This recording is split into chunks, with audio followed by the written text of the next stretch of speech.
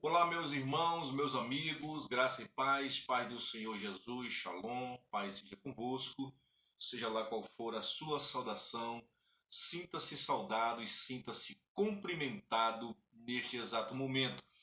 Eu havia prometido que ia trazer um estudo sobre liderança, um curso sobre liderança, como preparar uma liderança, e alguns dias atrás nós estivemos fazendo uma introdução e agora vamos estar começando os primeiros passos. Inicia-se com 20 passos para se tornar um líder de excelência. Algumas orientações, claro que não é tudo, né? Porque não há condições de nós colocarmos um curso de liderança em tão espaço de 15, 20 minutos aqui. Então, eu vou estar dando uma pincelada, passando por aulas, tá bom? De 15 a 20 minutos cada uma, e você acompanha, você pega uma orientação, você nos acompanha pelo Facebook para pegar alguns macetes de obra de Deus, de como devemos fazer as coisas para Deus. 20 passos para se tornar um líder de excelência. O primeiro passo a primeira atitude a tomar é convide Deus para fazer parte do seu ministério. Convide Deus para fazer parte do seu ministério. Se você quiser anotar, você anota aí para acompanhar passo a passo, tá bom? Primeira coisa, convide Deus para fazer parte do seu ministério. Nós temos aqui um grande exemplo de um homem que convidou Deus para participar do seu ministério, que quis dividir com Deus a glória do Senhor, que pediu que Deus entrasse, que Deus lhe desse uma direção, que Deus lhe desse sabedoria e fizesse parte do seu ministério. Salomão pede sabedoria a Deus para comandar o povo de Deus. Eu observo aqui, Salomão teve uma grande oportunidade, de receber uma grande bênção de Deus, uma grande resposta de Deus, e ao invés de pedir coisas materiais, ao invés de pedir riqueza, ele pediu que Deus acompanhasse o seu ministério, que Deus lhe desse sabedoria. Deus lhe dando sabedoria, Deus estaria com ele. O espírito de entendimento, o espírito de sabedoria estaria com ele. Ou seja, a presença de Deus estaria juntamente com ele, para que ele pudesse comandar aquele tão grande povo que o Senhor estava entregando nas mãos dele.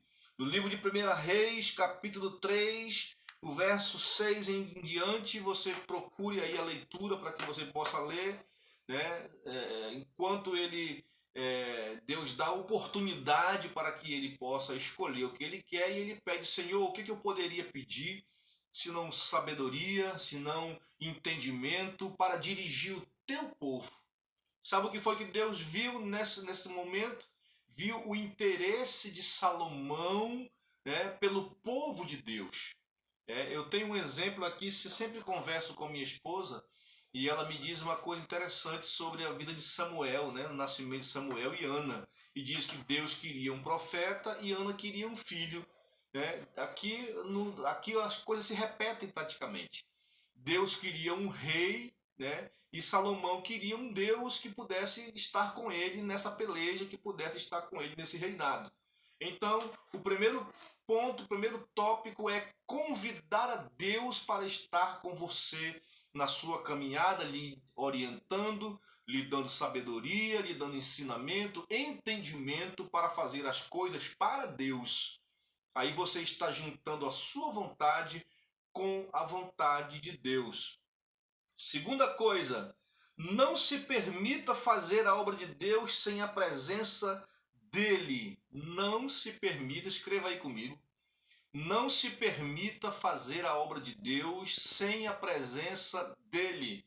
Estamos aqui um exemplo aqui maravilhoso no livro de Êxodo, capítulo 33, e o verso 2 e o verso 15 fala a respeito de Moisés, que ele estava prestes a ir a uma guerra, a ir uma peleja, e a Bíblia diz que o Senhor falou para ele dizendo: olha, Moisés, eu vou enviar um anjo para que ele vá contigo, para que ele te acompanhe nessa peleja. E o Senhor disse Moisés ao Senhor: se tu não fores comigo, não me deixa sair desse lugar. Se tu não fores comigo, tu não me deixas sair a essa peleja. Mas eu quero que tu vá no nosso meio, porque se tu não fores, eu não vou. Sabe o que eu vejo aqui, irmãos? Um homem dependente total de Deus. Um homem que é um líder que depende de Deus, um homem ousado, um homem corajoso. Mas em primeiro lugar, o que ele desejou no seu coração foi que Deus fosse com ele, que Deus fosse no meio dele, que Deus fosse na frente dele, conduzindo aquele tão grande exército ali do povo de Deus. Segundo ponto, o importante não é como começa, não é importante o começo, e sim como vai terminar. Né? Livro de Juízes, no capítulo 16, o verso 1, nós temos um exemplo aqui de Sansão. Sansão foi um homem que teve um início maravilhoso de glórias, um início tremendo, um início ali de muita fama, porque era um homem que vencia as guerras de Israel, conquistava mulheres, era um homem sensacional. O seu começo foi tremendo, mas do meio para o fim ele começou a decair. E começou a brincar com o pecado, começou a brincar com as coisas de Deus, né? E entregou o seu segredo. Né? Entregou o seu segredo. Então, talvez você esteja muito empolgado aqui. Eu não quero que você deixe de ser empolgado. Né? O seu começo, claro que a propaganda é a alma do negócio, mas o começo, meus irmãos, ele tem que ser, o final, aliás, tem que ser melhor do que o começo. Porque começar não é difícil, o difícil é manter e permanecer com o ministério abençoado até o final. Quantas pessoas, quantos grandes líderes nós não conhecemos que começaram com uma apoteose muito grande e caíram, né? Decaíram e o final seu foi muito triste, tá bom? Não seja como Sansão. Prepare o seu começo, mas também o seu final. Eclesiastes capítulo 7, verso 8 também diz que melhor é morrer do que nascer, porque importa como você vai morrer, de que forma você vai chegar ao fim da sua caminhada, de que forma você vai chegar ao fim da sua vida. Né? Às vezes a história do começo é maravilhoso. Também temos a história aqui de Lúcifer. Lúcifer estava no céu, ali, livro de Ezequiel, capítulo 28, verso 1, estava no céu entre as pedras alfogueadas, entre os diamantes, toda a riqueza, toda a beleza estava com ele. Começou muito bem, mas terminou lá embaixo, terminou sendo jogado para baixo. Então, o que nós temos que fazer, meus irmãos, numa liderança? Temos que tomar cuidado para que o nosso final, do meio para o fim, não decline. Temos que manter a cabeça erguida no começo do ministério, no meio e no final, porque as pessoas só vão lembrar de você no final. Muito dificilmente alguém vai lembrar o seu começo, mas vão lembrar do final. Como será o final do seu ministério? Como será quando você chegar, como diz o apóstolo Paulo, acabou a carreira, guardou a fé ou perdeu a fé? Então temos que nos preocupar não somente como começa, mas temos que nos preocupar como vai terminar. Terceiro ponto aqui para nós andarmos um pouquinho, para não perdermos tempo. Como líder, como você gostaria de ser lembrado? É uma pergunta que eu faço para você. Se você quiser anotar, anote aí. Como líder, como você gostaria de ser lembrado lá no futuro? Eu vou te dar alguns exemplos aqui. Você gostaria de ser lembrado como Judas, o apóstolo que se tornou um traidor? Livro de Lucas, capítulo 22, verso 3 e 6, fala a história de Judas, da sua traição, da sua queda e também da sua morte. Como você quer ser lembrado? Você que é um líder que está iniciando o seu ministério, você tem que se preocupar. Não, a mim não interessa, eu faço de qualquer jeito. Não. O ministério chamado por Deus não pode ser feito de qualquer maneira. Você tem que se preocupar como vai ficar o seu legado, como vai ficar marcado na sua vida, né, na vida das pessoas, como as pessoas vão falar de você depois de 10 anos, 15 anos, 20 anos. Então, como você quer ser lembrado? Ou você quer ser lembrado como Maria, a prostituta que se tornou um exemplo de adoração? O começo talvez pode não ser muito bom. O começo da história de Maria não narra muito sobre a sua vida, mas a Bíblia dá ênfase à sua história de Jesus para frente, de quando ela se encontrou com Jesus. Então, como você quer ser lembrado? Quem vai decidir isso é você, líder. Quem vai decidir como você vai ser lembrado vai ser você. Você que vai preparar esse terreno e deixar essa história escrita para que as pessoas lembrem de você. Aquele líder que começou grande e terminou pequeno, ou aquele líder que começou pequeno e terminou uma história linda, uma história grande, uma história abençoada. Então a pergunta fica aqui, note aí. Como você gostaria de ser lembrado como um líder? Um grande líder não deve ser reconhecido somente pelas suas obras, mas principalmente pelo seu caráter. O líder deve ser conhecido não só pelas suas obras, mas ele deve ser conhecido pelo seu caráter, principalmente. Hoje em dia, infelizmente, as pessoas não estão atentando mais para isso.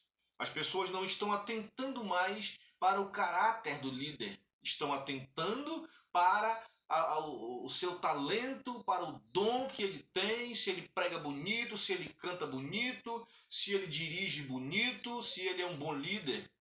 Mas não estão preocupadas com o caráter, né? Não estão preocupadas com o seu interior, com quem você é, estão preocupadas com o talento que você tem. Eu me lembro aqui no livro de 2 Crônicas, capítulo 9, de verso 1 a 8, quando a rainha de Sabá veio visitar Salomão, porque ela ouviu falar de Salomão. Ela ouviu as coisas boas que Salomão fazia. O que as pessoas estão falando do seu ministério. O que as pessoas estão dizendo sobre você importa muito no reino de Deus. Ter sabedoria sem ser sábio é um ter inútil. Você tem a sabedoria, mas você não sabe usar.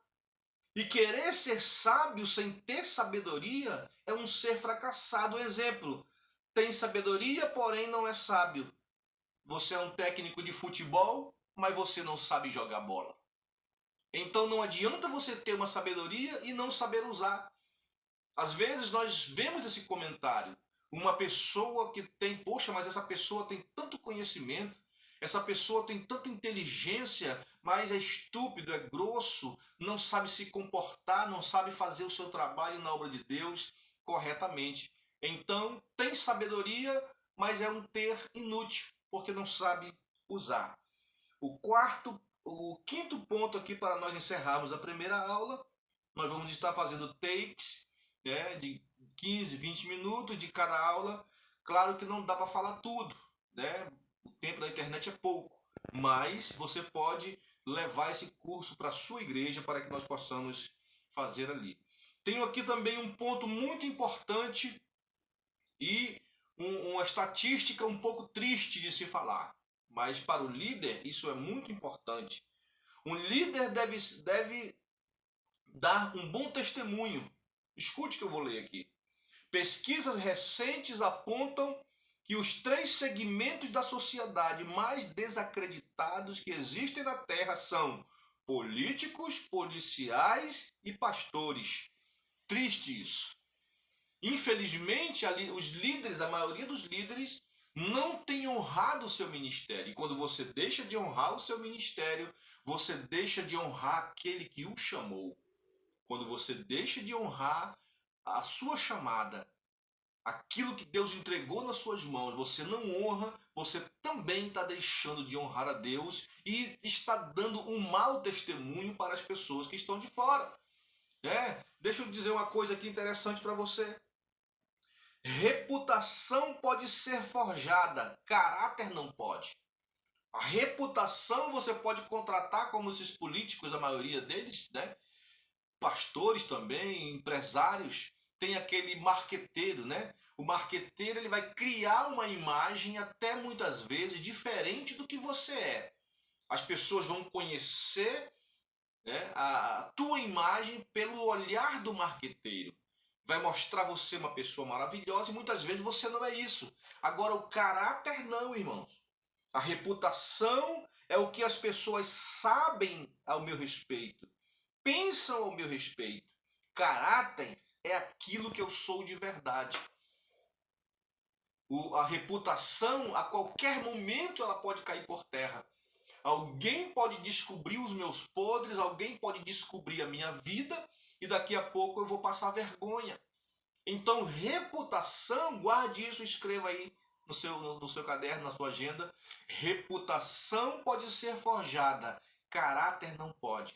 Caráter, você nasce com ele e você aperfeiçoa ele com o poder de Deus na sua vida. Tá bom? Essa é a primeira aula, né? Os primeiros 5 tópicos dos 20 que nós vamos estar passando. Que Deus em Cristo te abençoe. Daqui a pouco nós estaremos trazendo a segunda aula para você. Fique na paz.